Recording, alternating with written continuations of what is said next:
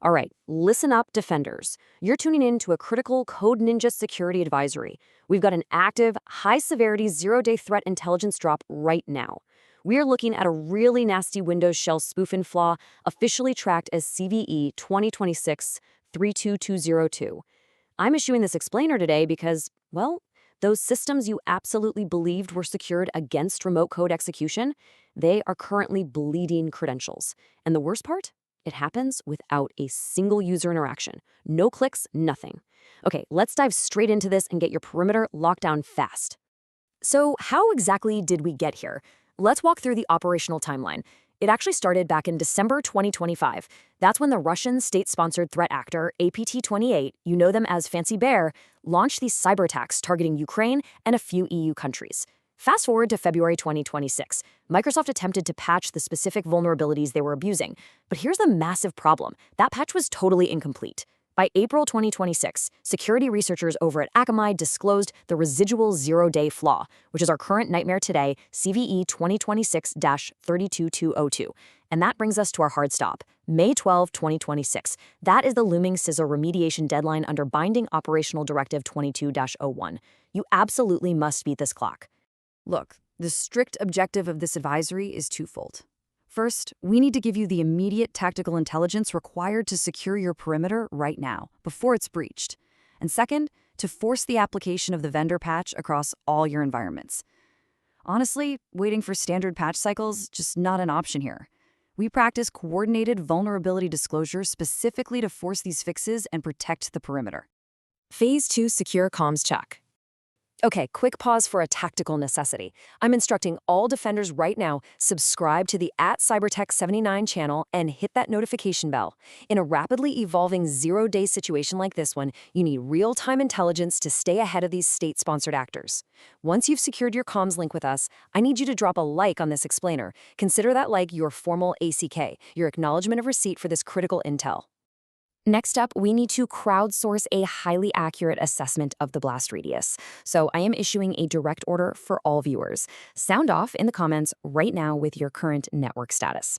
Are you fully patched against the May 2026 updates, or are you sitting there vulnerable? Your telemetry really helps the entire community gauge the true scope of this active threat out in the wild. Phase 3, the deep dive. Notice the stark contrast here between the old vulnerability and the new one. The original exploit, CVE 2026-32202, allowed an attacker to completely bypass Microsoft Defender's smart screen to achieve remote code execution. Bad? Sure, but it actually required the victim to click or execute a malicious shortcut file. Microsoft's incomplete patch basically left behind our brand new threat, CVE 2026-32202. And this residual flaw? It's actually way more insidious. Why? Because it requires absolutely zero user interaction. None.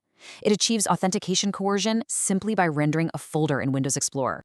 So let's look at the exact root cause of this incomplete patch, pulling from Akamai's forensic research.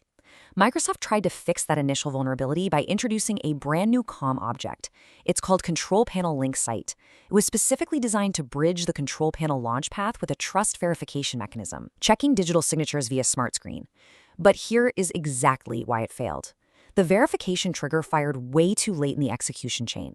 It only bothered to check trust at the very end, completely missing the earliest stages of path execution, where the real damage was already being done. Watch how this builds into a devastating attack path. It's like a chain reaction. Step 1. The zero-click trigger. A user merely navigates to a folder containing a malicious LNK file. Windows Explorer naturally attempts to render the folder contents. Step 2. To display the file, the system asks Shell32 to extract an icon, which triggers a function that calls PathFileExistsW to resolve the embedded UNC path. Step 3.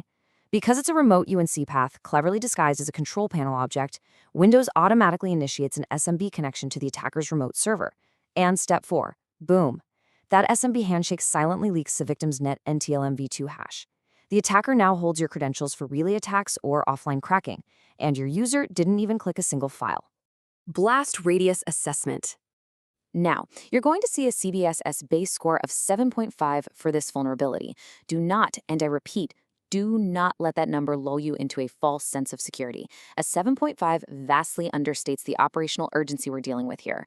I need to remind you, this is not theoretical. This is under active, confirmed exploitation in the wild by advanced persistent threats like APT28.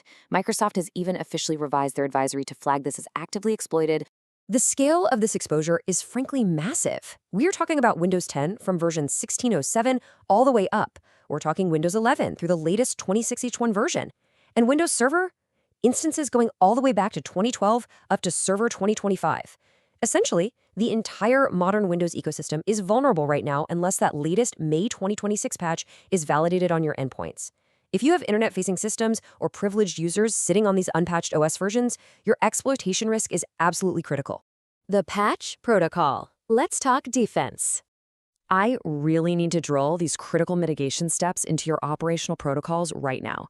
First and foremost, apply the May 2026 Windows Security Update globally and actually verify the installation. Do not just assume WSUS pushed it successfully. Now, if you cannot immediately push the patch, you must apply compensating controls. Demand that your network teams block outbound SMB traffic, specifically ports 445 and 139, at all perimeter and endpoint firewalls. This physically breaks the credential coercion chain. Next, completely disable NTLM authentication, or if you can't do that, strictly enforce NTLM signing to neutralize relay attacks. Finally, get your threat hunters out there searching endpoint telemetry using Sysmon event IDs 1 and 7. They need to hunt for anomalous Explorer.exe child processes or unsigned DLL sideloading right into the Windows shell. Phase 4. Ethics and Sign-Off. We bypass standard vendor silence in scenarios exactly like this for one very simple reason. Users need to know to protect their systems. Period. When a state-sponsored campaign is actively exploiting a zero-click vulnerability, network defenders must have this raw intelligence in their hands. The perimeter simply cannot be protected by ignorance. We disclose so that you can defend. And that concludes this Code Ninja Security Advisory. Execute your patching protocols immediately. Hunt down those persistent artifacts. And whatever you do, beat that May 12th CISA deadline.